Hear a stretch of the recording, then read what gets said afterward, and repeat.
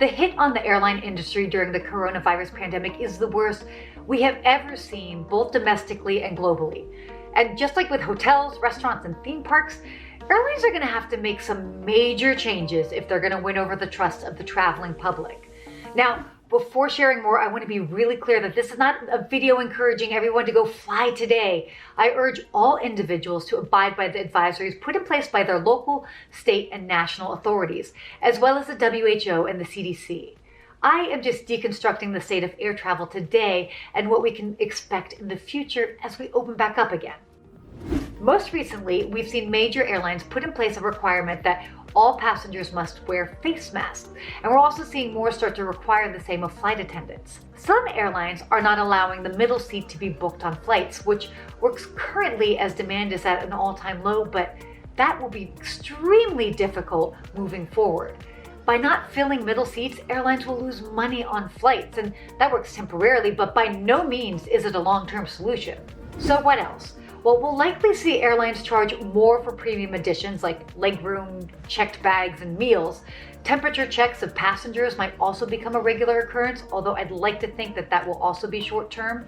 Short-haul flights will probably be eliminated while travelers opt for more road trips and train travel.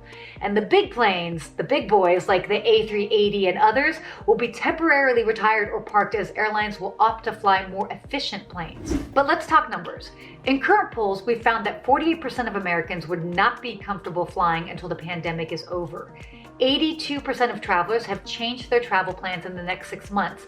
And of those that have, nearly a quarter, about 22%, have switched from flying to driving. U.S. airlines have idled 3,000 aircrafts, which is basically half the nation's fleet, due to this downturn. And the number of passengers passing through TSA checkpoints at airports is down 96% from this time last year. Although I will say that in just a short amount of time that it's been that since states have actually loosened up their restrictions, we are seeing numbers start to come back up.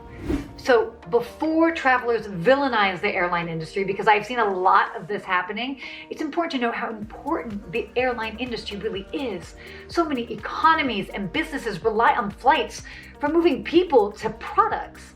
And for those worried about being stuck in a flying metal tube, airlines are becoming vigilant about their cleaning protocols. Just looking at their air filtration system, which has been in place for quite some time, it's incredibly effective.